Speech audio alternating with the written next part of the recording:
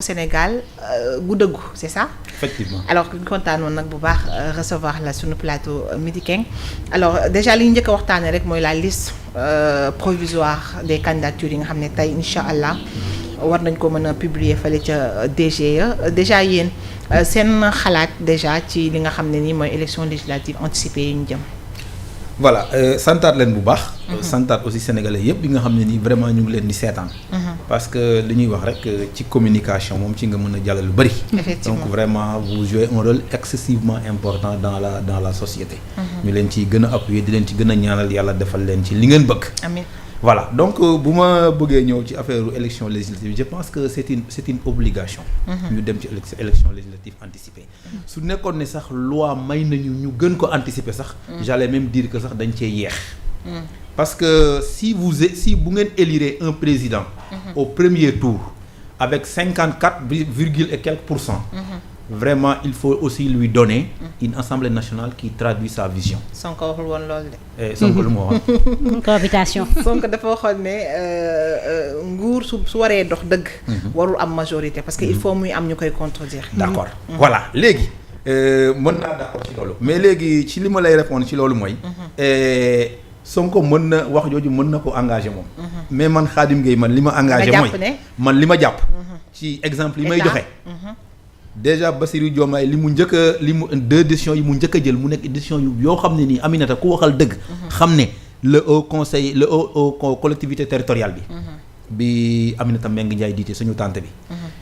Comment dirais-je le conseil économique social et environnemental bi Abdoulaye Daouda Diallo dirigé nekk inspecteur des impôts et consort wax dëgg ak yàlla bu président ñëwee ne ñaar yi de dama koo bëgg a dindi ndax gis naa ne la fay dugg ci alal bari na te wax dëgg ak yàlla alal jooju am na feneen fu ñu ko war a mën a dugal am ñu taxaw fee sans réfléchir bañ mais xam nga ñooñu bëgguñu réew mi en plus c'était une promesse électorale.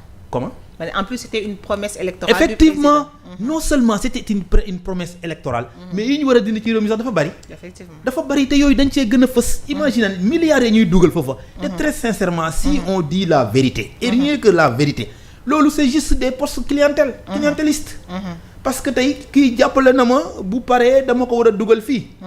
kii defal na ma lii su paree dama ko bëgg a dugal fii c'était juste. méthode bu arca gi la woon bu fi nekkoon pour caser leur élément.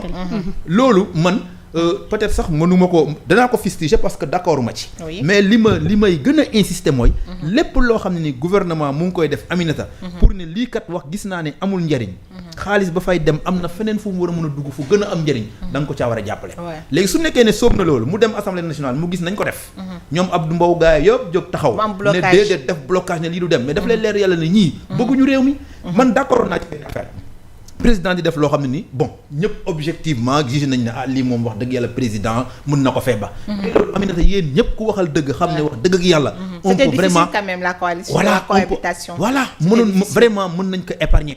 ñee bañ mu leer yàlla lii lépp loo bëgg a yëkkati pour defar ils vont te bloquer. donc ces gens là il faut nag comme yàlla jox na la beneen pouvoir mooy mu jël méthode boo xam ne nii dana débarrasser wu ci ñoom facilement. d'accord alors yow ci li nga bokk muy union pour un Sénégal juste.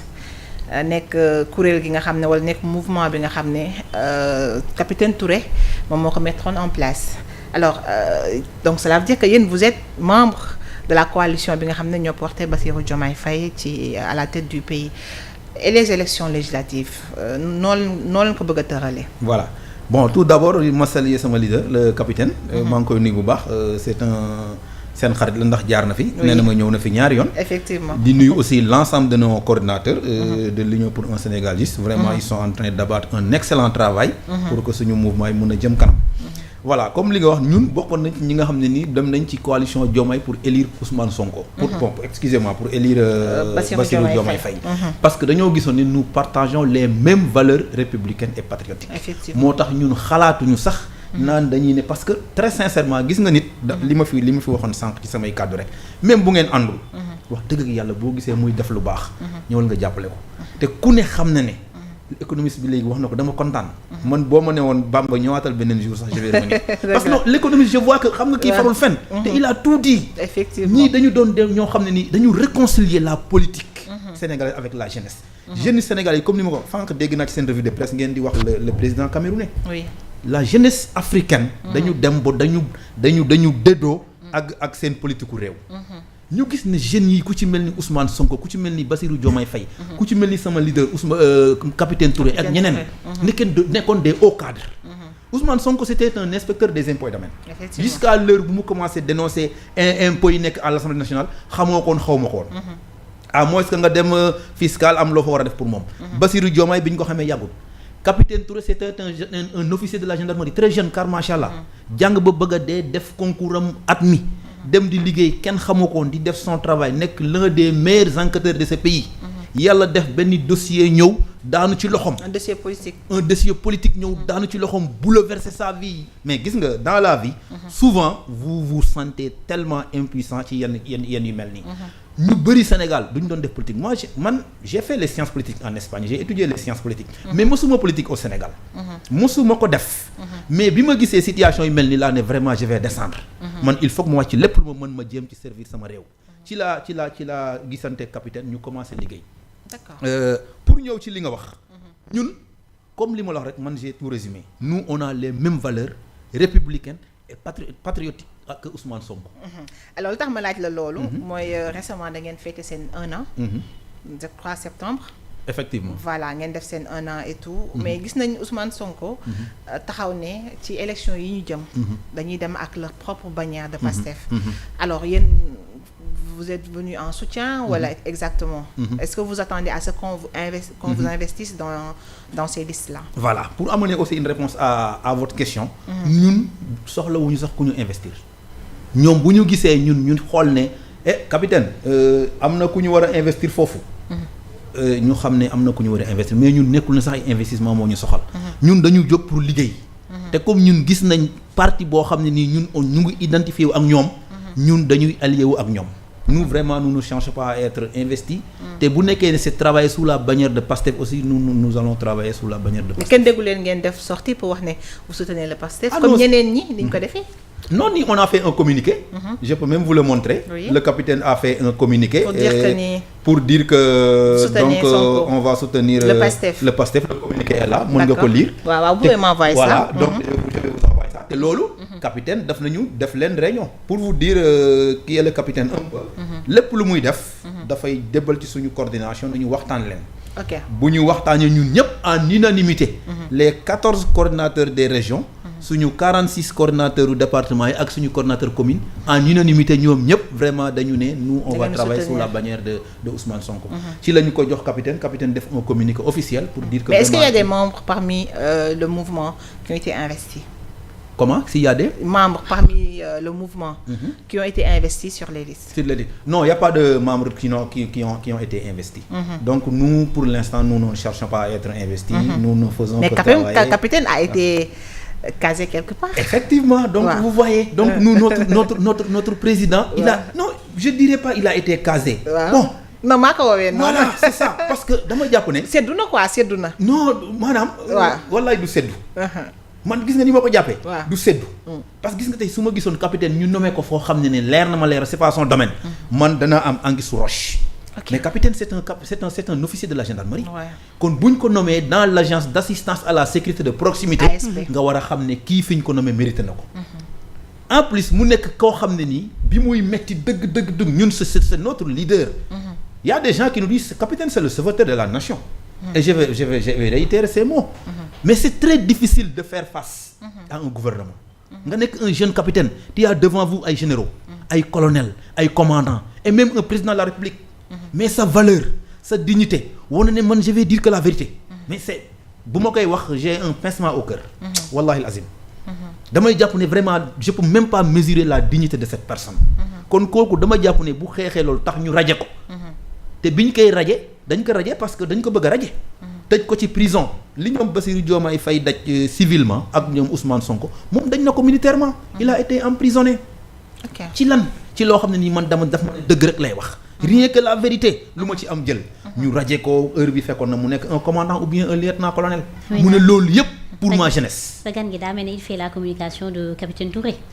Bon peut-être que dafay wax jaar-jaar bi parce que comme Diomaye ak Ousmane Sonko li mu wax. ni mu demee ñoom aussi am nañ li nga xam ne ni moom mooy jaar-jaar. le capitaine Touré aussi yaa ngi koy wax invité nañ ko fi 2 fois. donc fi mu jaar ñun journaliste umpuñu.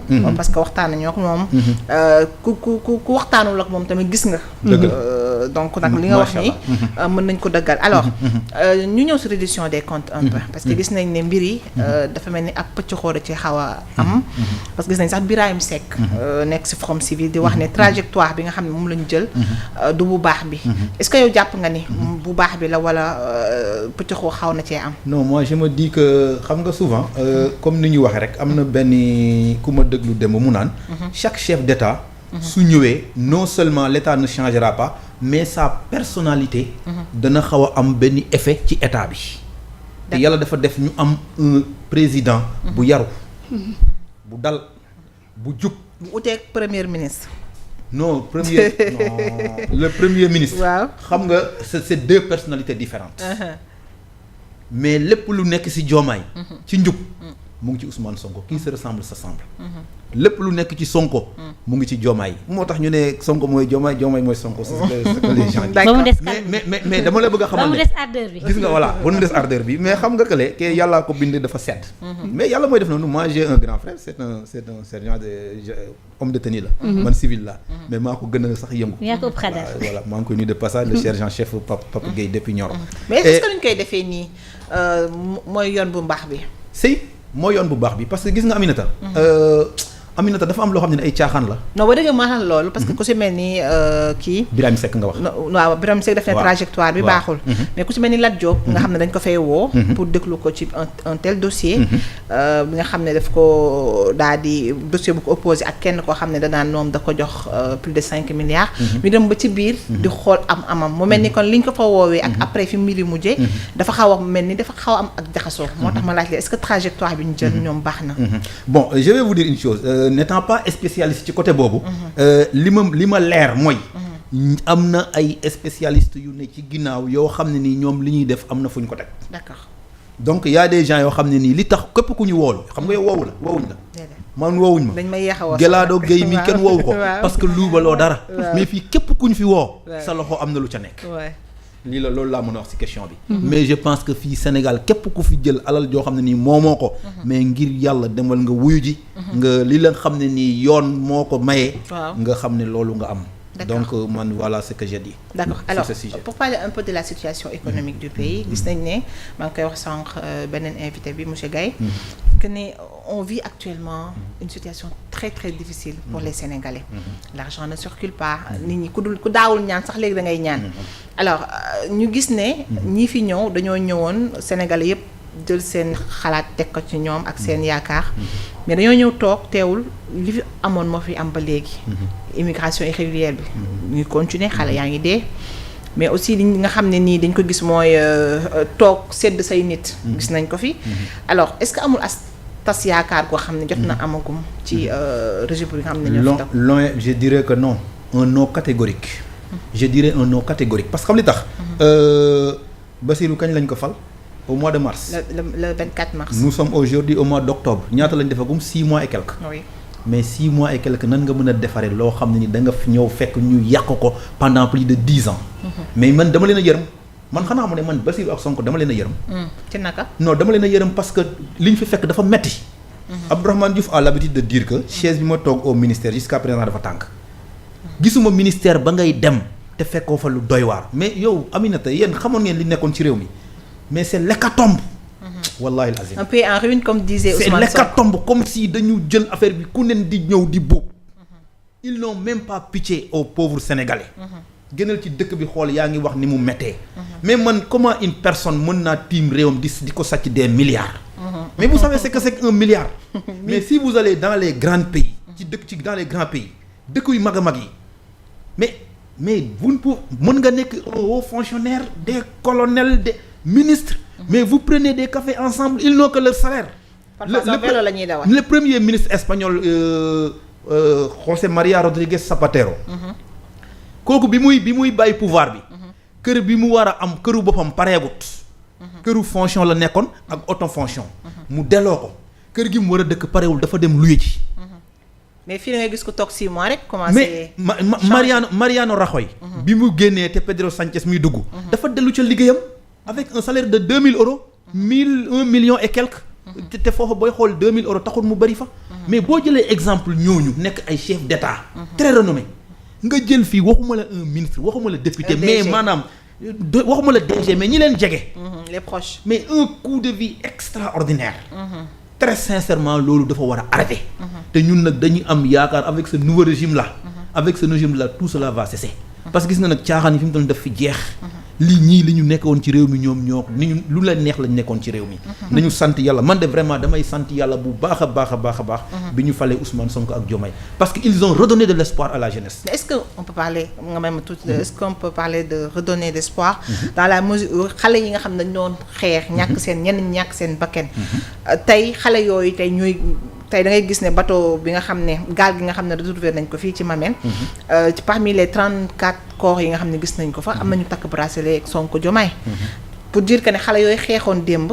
tey ñoom ñoo continuer di dem ci mbëkk mi est-ce que on peut parler d'espoir wala est-ce que c'est un discours rassurant qui manque. Qu'est-ce qui manque. non espoir bi mu ngi fi. parce que li ma la wax la rek ci 6 mois ci juróom-benni weer. pour nga régler ci ay mbir dafa jafe. parce que dama jàpp ne séquelles yi ak conséquences yi ancien régime bi mu fi bàyyi. ba tey moo fi nekk di continuer. te je pense que Ousmane Sonko s'est adressé à la jeunesse. son président s'est adressé à la jeunesse. nee nañ leen espoir may leen ñu ngi liggéey te ku leen gis xam ne ñu ngi liggéey. ku leen gis xam ne ñu ngi liggéey waaw mais mënul gaaw Aminata. li ma la wax rek mënul gaaw xam nga lu ñu yàq ci du ma la ne fukki at ak ñaar. mais lu ëpp fukki at ak ñaar lu ñu yàq mënoo ñëw defal ko ci 6 mois. c'est très difficile mais moi j'ai beau espoir. que incha allahu rabbi d'ici ay at yi ñëw. Sénégal dana wone beneen kanam. d'accord kon ñu gàddi espoir acca gi yàlla bu yàlla tas yaakaar alors monsieur Guèye ñu daal di nemmeeku ni ay bés yi ñu weesu yenn ci société civile bi lu ci mel ne ay Y'en a marre ak lu ci des doon nañ fi def conférence de presse di déplorer arrestation yi nga xamante ni gis nañ ko ci jamono ñu weesu waaye itam di déplorer interdiction des manifestations ci wàllu woowu sax ñoom ñu doon wax ni nouveau gouvernement bi ñu leen di artu waaye itam di xamle ni li ñu nekk di def dafa rek daal di nekk ci topp tànku gouvernement bi nga xamante ni dafi daal di jógee ban jàngat nga am si loolu. voilà jàngat bi ma si am xam nga souvent les gens dañuy mélanger comment dañuy bëgg a ñëw jël dox ci la conscience des Sénégalais. moi je suis persuadé. que Ousmane Sonko du woo benn préfet wala benn gouverneur naan ko ayal manifestation. ça c'est l'autorité compétente pour comment dirais-je administration territoriale. ñoom ñoo seet ñoom bu ñu leen joxee demande de manifestation. ñoom ñooy xool ne manifestation bi war nañ ko accepter wala waruñ ko accepter. mais nañu bàyyi lépp lu am ñu foog ne Ousmane Sonko la wala Diomaye la. man de mën naa la garantir ne Ousmane Sonko influence wul kenn ci administration. ku ci nekk yaa ngi def sa liggéey na nga ko war a defee. donc ay Y'en a marre ak ñooñu ñëpp suñ bëggee ñëw lu am ñu bëgg a wax ne waaw gouvernement bees bi. ñoo bëgg waaw mais bu njëkk ba dañ daan gis lu xew rek dañ daan wax gouvernement bi fi jógee la. c'était vrai. et puis nga nanguloo leen ko. lan moo tax nga nangul ñeelee ba pare bañal. non parce que ni mu doon doxee la Gelado yow xam nga xel ne yow xam nga Sénégal bu baax a baax ni mu doon doxee. ñun ñëpp ci dëkk bi la ñu nekkoon. mais fii nga doon toog mais vous voyez on envoie un commissaire de police yow doo def dara ñu ñëw jàpp la. ay xale yu ndaw yu ñu jàpp fi torturer leen sans aucune raison. donc loolu moo tax nga xam ne li fi nekk nii man gis nga nit ki. man de dama lay nangul benn affaire Aminata mi dama koy nangul dara boo gis le contraire. ci nag ma xam Aminata. mais connaissant Ousmane Sonko connaissant Diomaye du ñu yebal kenn ci naan ko demal nga torturer nit wala demal nga def nit lu bon. mais je suis persuadé de ça. depuis un certain temps. on parle de entre guillemets instruction. parce que dañuy gis ne ñu bëri dañuy bëgg voyager dem aéroport. ñu bloqué la fa. parce que dañuy wax dañoo jot ay instructions. tey ci suba dans la presse ñu ne. les députés de la 14e législature dañoo bloqué seeni salaires ak seen dotation de carburant. ñu ne bind nañ trésor public mu ne leen dañoo jot ay instructions mais instructions yooyu noonu fan la jógee d'autant plus que ni tey interdiction de sortie du territoire justice moo lay jox notification mais notification amul donc ces instructions là ñu bëri dañ koy coller à Ousmane Sonko. d'accord je pense que comme ni ma la ko waxee rek man de commencé naa gëm lañ ma jàngaloon école primaire le pouvoir exécutif le pouvoir législatif et le pouvoir judiciaire. La séparation des pouvoirs. Man j'y crois à partir de maintenant. je crois. kan yow instruction yooyu foo koy teg. instruction yi dama jàpp ne. ñoom ku ci dem aéroport ñu téye la. peut-être que c'est la justice moom moo yónnee ne kii bu mu génn. su fekkee ne y a pas de notification. Bon même bu nekkee y a pas de notification nekkul ne 18 millions Sénégalais yëpp lañ ne bu leen dem. d'accord nga le procédé parce que tamit il faut le dire. waaw d'accord. parce que mën nga ànd ay nit tamit te ni ñuy procéder parfois du lan. doo ci d'accord est-ce que procédé bi parce que tamit il faut le dire fii tout le monde est libre d'aller et de venir. te su fekkee da ngay dem ba war a génn. ñëw ñu leen la waroo génn parce que dañoo jot instruction. mais est-ce que procédé boobu noonu. noonu la mbir yi war a doxee. d'accord peut-être que mën na am que ñoom ña seen xam-xam màcc ca loola. ñoom xëy na nañ ko defee mais nag je vous dis une chose aussi. man souvent je travaille avec la police des frontières en Espagne. da ngay gis parfois kenn ku war a génn. bu ñëwee. bu aéroport. ñu ne ko dañuy jot ci côté Interpol ne la yow mi mënoo génn. Interpol. D'accord dañu jot ci Interpol. C'est bien la précision ne yow mënoo génn waaw Interpol. D'accord leneen aussi am na. bu nekkee aussi da nga def un délit interne. par exemple un Colombien. ou bien un Sénégalais ou bien un Cubain bu war a génn. bu ñëwee aussi ba aéroport police bu xoolee passeport am. mën nañ ko ne yow mënoo génn. et s'il faut même la police. wax nga Interpol wax nga police. voilà Aïcha. et s'il faut même. procéder à son arrestation dañuy procéder à son arrestation foofa. donc dama jàpp ne. et dans ce cadre là est-ce que dégg nga fi ministre de la justice est-ce que dégg nga fi police est-ce que dégg nga fi police de la frontière est-ce que dégg nga ko depuis le début de cette affaire là. voilà non dégg instruction rek la ñuy dégg. voilà dégguma leen mais dama jàpp ne. Aminata. yow boo demee aéroport ak sa passeport. kenn du la téye man su ma demee aéroport ak sama passeport. kenn du ma téye. pourquoi parce que man dama xam naa ne defuma dara. d'accord mais ñeneen ñi nga xam ne ñoom ñu def ak ñàkk def c'est justice qui dit que kii moo def. wala kii moo deful. mais la moindre des choses mooy ñu notifier la que yow. tu dois plus sortir du territoire mais amul. les gens n'ont pas reçu de notification. y a pas une liste officielle qui a été dañuy wax juste que ni dafa am. j'ai oublié le terme juridique. Je sais pas j'ai oublié le terme juridique. que ni justice moom moo jox li nga xam ne nii moom mooy. dig ñu kii ko. mais est-ce que mais notification ñoom dañuy wax ne jotuñu ko. d'accord ñoom mën nañu bañ a jot notification. waaw mën nañu bañ a jot notification xam nga comme li ma la wax rek comme man du ma juriste du ma. soit transmis je voulais dire soit transmis. voilà parce que gis nañ ne ay ñoom Mamadou Dianté ñenn ñi bokk ci Pastef boo leen laaj dañ naan am na soit transmis da cee am. voilà xam nga comme li ma la wax rek côté boobu comme man sama xam-xam màcc ci li ma sama avis donc laa ci mën a joxe. ak li ma ci foog. effectivement mais dama jàpp ne. su nekkee ne ñu ngi wax ay réduction des comptes. sa tur génn. ci ñi ñu supposé ne yow mii kat. am na loo laale ak réew mi. wax dëgg ak yàlla bu dee borom xel nga. da nga war a toog ba loolu ñu leeral ko sax avant ngay génn. dégguñ ci ay tur yu ñu wax ne génn nañ daw dégg naa la doyen Mody Niang barke dem am na ñu wax daw nañ ak seen famille. mais fuñ jëm.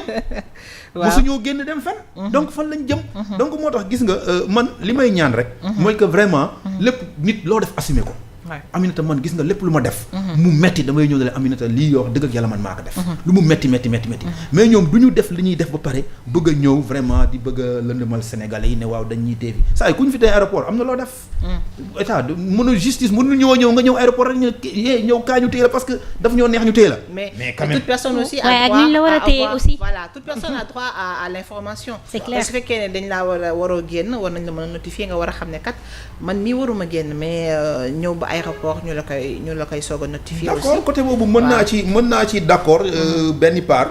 bon peut-être que benn bés bu yàlla defoon nga invité spécialiste bu nekk ci loolu. xëy na moom dina la jox raison yi tax.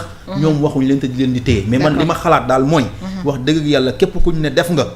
sawaay nag nga toog ba liñ la ne def na leer na wala leerul. fooy dem nga door faa dem. d'accord on va parler de l'ouverture des classes aujourd'hui d'ailleurs moom la ñu waroon a commencer parce que tey la xale yi di ubbi et il y a 4 millions d'élèves yi nga xam ne ñu ngi leen di xaar ci école yi ñu gis ne tey école yu bari xale yi duñu jàngi gis nañ ko surtout dans à l'intérieur du pays voilà que ni école yooyu c'est sous les eaux ñeneen ñu aussi tamit beneen loo xam ne mën nañ ko relever ci bés bi mooy ñu bari dañ doon indi problème mu Ousmane Sonko sortie bi mu defoon sur les écoles étrangères affaire yooyu est-ce que l'école a besoin de bruit? Si l'école a besoin de bruit. Non, je pense que l'école n'a pas besoin de bruit. école moom riméwul sax ak bruit. mais bu nekkee ne pour répondre ci mbiru ndox yooyu ak école yi nga xam ne ni jàngul nga bëgg di wax. tout ça ce sont les conséquences de ce que nous venons de sortir. yaa ngi koy tegaat ñële. mais c'est ça.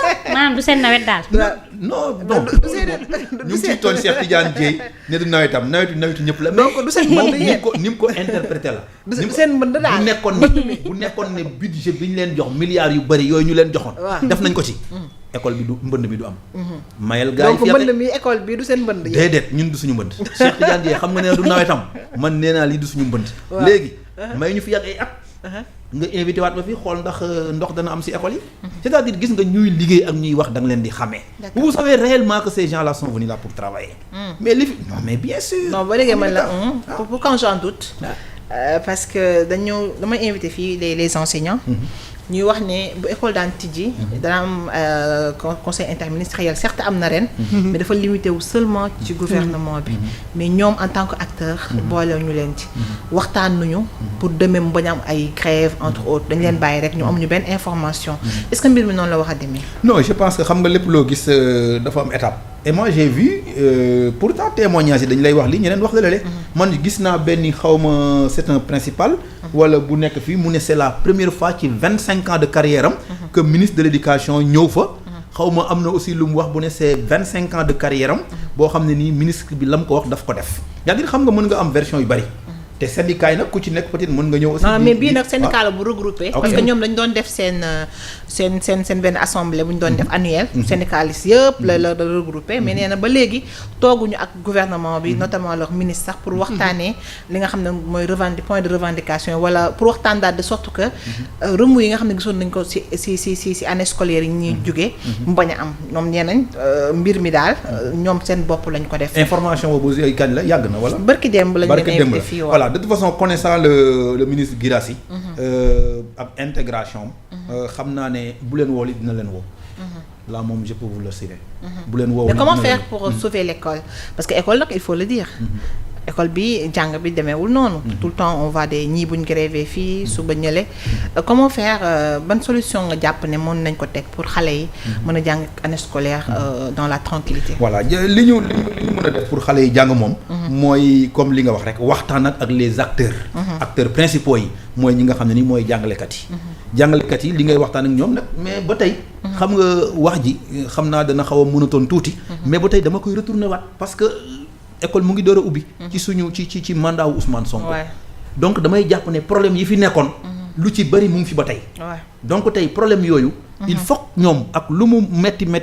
war nañoo mën a may le nouveau ministre benn genre marche pour voir moom yan élan lay jël yan nouveau élan lay jël ak ñoom pour mën a li nga xam ne ni daf fi doon am mu dindi ko fi déjà y a des efforts qui ont été faits parce que gis na ne tey jii wàññi na inscription bi gis na ne dëkk bi metti na te metti na ci état bi trop aussi mais ñoom xam nañ ne aussi ci population bi la gën a metti ba ñu wàññi li nga xam ne ni moom mooy inscription yi donc loolu rek je pense que c'est un pas en avant léegi quant à aussi aux enseignants yi nga xam ne ñoom ñooy acteurs principaux yi ñoom aussi il faut que aussi parfois nga def benn acte de patriotisme il faut que aussi souvent li ñuy wax don de soi pour la patrie ñun ñëpp nañu jàpp lii lu bees la luy door a ñëw buñ ko méngaloog li fi nekkoon nañu jéem même bu dee dañuy def sacrifice tuuti ba xool ndax ñii kat sacrifice boobu ñoom dinañ ko gis boo demee nag maanaam ba yow sacrifice bi nga def gisoo ko su boobaa mën ngaa wax mais wax dëgg ak yàlla lu bees luy door a ñëw yow it da nga caa war a jàpp Sénégal nekkul ne ministre bu ne moo koy defar Aminata ñun ñëpp a ciy jàpp ñun ñëpp a ciy jàpp c'est important c'est notre pays c'est important alors Guéra juste la dernière question rek mooy seen mouvement bi Sénégal bu dëggu di le Sénégal pour la justice alors lan mooy seen perspective voilà l'Union pour un Sénégal juste pour faire un petit résumé est né en 2023 septembre donc nous venons tout juste de fêter suñu benn instant yi c'est-à-dire boo leen judd woon dox ngeen dox nañ très bien noonu la ko le secrétaire général faral di waxee Ousmane Daniel Niang musuma ko dégg ça je l'ai dit comme ça da koy faral di wax ngeen nii la koy waxee danaan bu doon lire la mu ngi dox d'accord mu nekk vraiment un mouvement qui regroupe des dignes fils et des dignes filles de ce pays d'accord vraiment pris de passion pour la justice l'état de droit la libre communication la paix li ñu gënoon yëkkati c'était ça te nekkutoon maanaam ngir ñëw se bousculer dans ce monde politique nous on avait des intentions vraiment on a des intentions qui sont nobles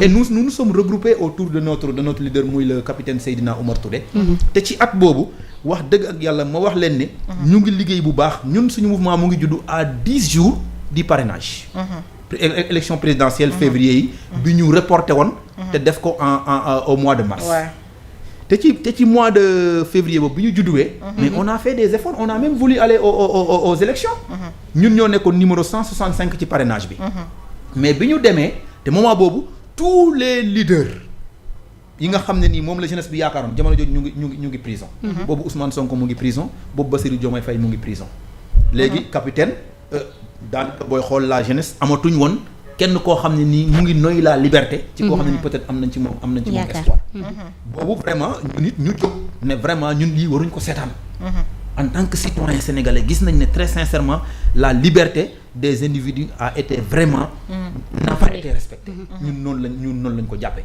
ñun nag mu néew mu bari mu rëy mu tuuti danañ jóg def lu ñu mën ci la ñu jóg créer suñu mouvement tudde ko Union pour un Sénégal juste te gis nga ni ko tur bi di wooyee ni ko tur bi ni mu tudde noonu lañ ko gëmee ñun bëgguñ lu dul lu dëggu duñ tooñ nit duñ saaga nit mais instant bi fan ngeen bëgg a yegg seen mouvement bi ndax da ngeen koy bëgg a def partie comme on voit avec les autres wala da ngeen di rester toujours dans les ailes du PASTEF le temps nous dira mais pour l'instant li ma la ci mën a wax mooy c'est un mouvement qui est très bien structuré ci benn at bi. Et combien de membres à peu près? Non mais on a des pour commencer on a des coordonnateurs dans les 14 régions. Je les salue ñoom ñëpp maa ngi leen saluer de passage. gis naa leen ñuy commenter. Voilà. maa ngi leen gis actuellement. on a des coordonnateurs machallah on a des coordonnateurs dans tous les départements. maa ngi leen di nuyu ñoom ñëpp. pour vous dire que man am na dëkk yoo xam ne biir Sénégal. xaw ma ko woon mais am fa ay coordonnateurs moo tax ma xam. Et très sincèrement je vous le dis. ñu ànd ak nag une personne qui est très bien appréciée par la jeunesse sénégalaise. muy le capitaine Seydina Oumar Touré du ma nekk fii di ko tàgg. non parce que. xam je nañ suis pas là jaar pour vraiment chanter les louanges du capitaine. bu dee ci at yu ndaw man maa ko mag mais le capitaine n'a plus besoin de dire aux Sénégalais man maay kan. donc foofu laa koy tënk. di sant aussi tous les membres et sympathisants yi nga xam ne nii. ñu ngi ñuy dooleel. D'accord. perspective yi nga wax nag ñun pour l'instant comme li ma la wax rek. comme nous partageons les mêmes valeurs. ak waa républicaines. tandem Diomaye Sonko Ousmane Sonko. waaw ñun ñu ngi liggéey ak ñoom. pour l'instant pour l'intérêt du Sénégal. waaw nous ne cherchons pas nos intérêts personnels. nous ne sommes pas là pour ñu ne waaw Khadim nañ la def li wala nañ def la.